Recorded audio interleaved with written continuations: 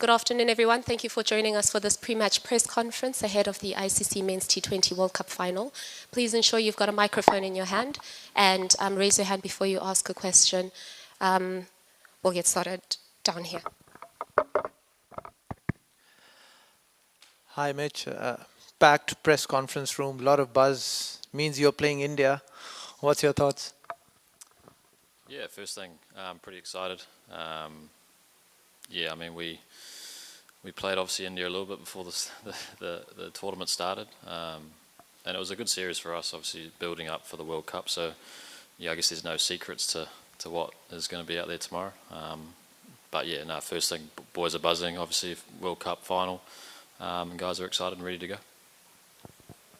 Yeah, Mitch here. How both the teams reach the final, does it matter? Because after all, this is a last game and the day of the final, how you perform matters? Yeah, I think, yeah, everyone's goal is to get through each stage, whether it's this group stage, Super 8 into the semis. So I think, yeah, I mean, we've had different roads to get to where we are today, but at the end of the day, it's a one-off game shootout against a very good team. We know that, and yeah, I mean, boys are excited. Yeah, I think momentum's obviously a massive part. We're taking a lot of confidence from our last game, and I think India will do the same.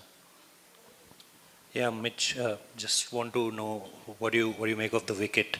Because last time around the finale held here, there was a lot of chatter around that wicket. What's your understanding, and how much you are talking and in your conversations? Jasprit Bumrah is the part of your conversations. How much is that guy? Yeah, I mean, I haven't had a look at the wicket yet. It's still under cover, but one can only assume it's going to be pretty flat and high scoring. So I think, yeah, and in terms of Bumrah, I think he should be in everyone's conversation the way he's been going. Yeah, I think England, yeah, looked pretty hard to hit, and he was obviously the game changer for India the other night. But we knew that was going to be the case. He's obviously a world-class bowler, but not just him. I think the way everyone's been rolling in the Indian team, whether it was with bat or ball, everyone's stepped up at different times, and that's as a team, that's where you want to be. Yeah, Mitchell, when you look at New Zealand's 4-1 loss, unfortunately, that you had prior to the bilateral series, what are the takeaways that you've taken from that bilateral series? And does it apply even in an ICC final, or are the dynamics totally different when it comes to the planning, the execution bit? I think in terms of the planning and the execution, it was a great series. We were challenged at times, well, a lot of times throughout that series. But again, you kind of build on, what works, what doesn't work, and you kind of take that, information going forward. We obviously played on 5 pretty good surfaces throughout India. I guess, again, not sure what this is going to play like, but again, I assume it's going to be pretty good. And yeah, it's all learnings, and I think guys will take, it's obviously good conversations from that series into this game already.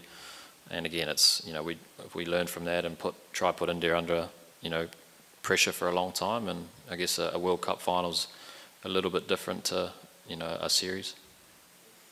Hi, Mitch. A slightly longer and slightly philosophical question. So this will be New Zealand's 5th final appearance at an ICC white ball event in the last 11 years. On one hand, that is a testament to how impeccably consistent the team has been over the last decade, but then none of those previous 4 appearances culminated in a silverware. And when it doesn't, the narrative that we have fed is that New Zealand are a bunch of good guys who don't win trophies, but they win hearts. Clearly, you must be fed up of that. Do you want to be tomorrow the bunch of bad guys who break a billion hearts as opposed to winning it? Or are you of the opinion that the journey outweighs trophies?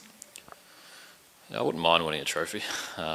But yeah, I think that's, you look at this group and the groups that have been in the past, we are pretty consistent in these tournaments because we try not get, overruled by the situation or opponents. We just go out there and do our thing, and as a unit, it's been no different this time.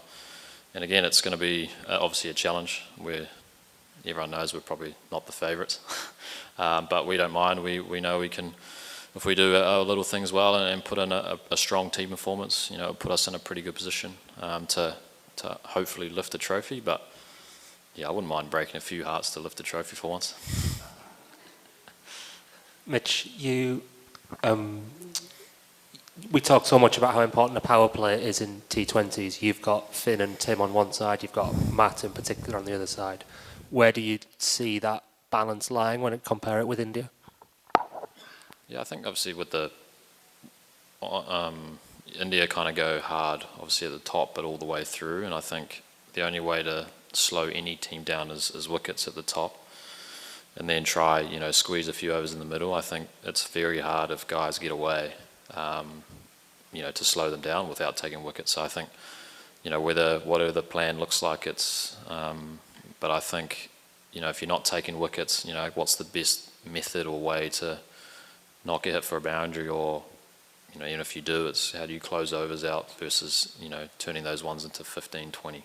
And at the end of the day, if it's going to be flat, it might be, like the other night, trying to restrict India to 220 instead of 250. It might give you a good chance. So again, it's all dependent on the surface, what that looks like out there tomorrow.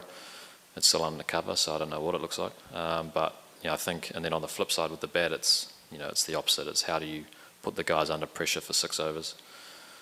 Not losing wickets along the way. It's easy to say don't lose wickets, but also get runs, because it's a pretty tough balance. But I think we know how deep India bat, that they're going to put us under pressure for the first over to the 7th over to the 12th over, all the way through. So I think what that looks like for us is trying to be very clear in what that looks like, and try, I guess, if you can't get wickets, get hit for one.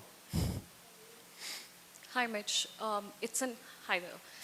It's an extension to the previous one, where you mentioned you won't mind breaking hearts tomorrow. But I want to know, is there some sort of change in the mindset in the dressing room to claim the maiden title? You guys have come quite close a few times in the past. But what about the mindset? What about some statical changes in the dressing room? I think the mindset's the same. It's easy to say it's just another game, but everyone knows it's probably not. But I think the way you go about it has to be the same, whether it's your preparation, what that looks like on the day leading up to the game. And I think, there's always comes down to a couple of moments, especially in T20 cricket, where if you can, squeeze the opposition or take, the advantage through there. I think we saw it the other night. I don't know, it always comes down to fielding at some stage, but if you can be very consistent in the way you approach the game, with, bearing a couple of moments where you could potentially be a little bit more ruthless, or what that looks like. But I think, I don't think you have to reinvent the wheel. It's just, you're making a final, you're coming up against another team who's also playing some pretty good cricket, so it's never that easy. Hi, Mitch. Both teams produced pretty terrifying batting performances to win their semi-finals. What were your thoughts as India was scoring 250 odd against England? Do you feel fear at all? Is fear a thing? And if so, do you think they're more scared of you than you are of them? I guess you'll have to ask them, but I think, when it's going to be high scoring, I think, gone are the days of trying to roll a team on a flat one for 160. So it might be, especially Wankhede, we know it's a great ground for cricket. It's very high scoring, and it was the other night. So I think it's, how do we turn that 250 into a 220 potentially? Even, England were thinking, 230, they could have chased it, and they got 240. So I think, I know they obviously got a lot of runs with the bat, but they also, England came very close with a well executed chase, and I think, it was pretty neck and neck until I think that Bumrah over. So I think, either way, if you know that you're batting first and you can try to get a good score and put some pressure on, or that if you can try to restrict a team to, it might be 220 on a flat one, it puts you in a pretty good position. Hi, Mitch. Mitch, Varun Chakravarti has hit a bit of a form slump off late, especially the last game, conceding 64 runs of his 4 overs. I mean, going into the final, and he might be a bit low on confidence as well. So going into the final, is that a psychological advantage for you? No, I don't think so. I mean, we've all seen how good he is. And I think the challenge is of any bowler is when it is flat. What does it look like? When it's spinning and when it's seaming, it's obviously a challenge for every batter. But when it is flat, what does that look like? And I think, everyone goes for 60 on their day. So I think it's, again, for Varun, I think he's got to know that he's still a very good bowler, and, it's, only one game away from, changing the tide. And it's same with any bowler or any batter. If, they're out of form, they're only one game away from being back in form. So, they obviously try tell our group that throughout that India series, it's obviously a challenge, but it was a good learnings. It was, it doesn't get any harder than that. So I think you can bank on experience from there, going into a game like that tomorrow. If you're in a similar situation, what does it look like? Can you do things slightly different? It might, be the winning and losing of a game. Mitch, in the context of what's going on in the world today, the escalations in West Asia, has the team spoken within the group or what they think about it? And, what would it really mean to the New Zealand team if they are to win the World Cup in context of what's happening in the world today? Yeah, I mean, it's a hard one to avoid or not see because it is, everywhere, and it's obviously a pretty tough situation. I think obviously people at the World Cup have been affected as well, guys not being able to go home, and I think for us it's trying to just think about what it looks like tomorrow for the game, and then it's obviously a challenge to put that out of your mind, but I guess for us it's thinking on what does tomorrow look like for us against a very, very good Indian team. Hi, Mitch. Congratulations on an amazing campaign so far. I'm just curious to know how a team and how you are as the captain viewing playing a side that comes into a final on the back of that kind of a game. A momentum is huge in T20 cricket, and when you see a team like India and the kind of game they had, a semi-final they had with the moments, how do you prepare to face that sort of a team mentally? Yeah, I mean, you want to kind of be consistent in your approach. Obviously a lot of different things can happen throughout any game of cricket, but I think the way you approach it has to be the same. We'll approach it the same as we did for the semi-final against South Africa, as we did for game 1 against Afghanistan. You put in the work that leading into the game, and you get your process and your video and what that looks like, and then you go out there and just try execute the best you can. I think India would be very, have a lot of momentum or a lot of, confidence going to this game, I think, especially with the bat. They know with the ball they could have been, a little bit better, conceding 240 in a very high-scoring game. So I think, we know that both teams will be going to the game with confidence in where their games are at. And I think it's, whoever kind of can do it for a long time tomorrow, we'll put in a pretty good position. Hey, Mitch. Cool. How's the rest of the squad taken Cole's inclusion, considering some of them are sitting out? Because I'm asking this because there's a culture of care in New Zealand cricket which makes taking these decisions a little bit easier. Yeah, I think it's always a challenging one for the guys who aren't playing. You come to a World Cup and you obviously want to play every game. It's not that easy. I think most teams, for us it was a very match-up based decision. Obviously losing Michael Bracewell, who could have done that role, obviously that Cole's doing now, and I think Cole coming straight in, it's obviously a challenge. I think when you have the buy-in of the group, it's not just the 11 out there, it's the 15 in the squad. It's the guys not playing, they get mentioned all the time, all their work off the ball, support staff as well. It's all we're all on this journey together. Yeah, there's 11 guys that go out and take the field, but it's more than that. And I think that when you get the buy-in of the whole squad, I guess those decisions are taken way better when they know that they're part of something bigger and a bigger picture. And I guess that comes down to the environment, how you can set the environment up for that. Mitch, hi.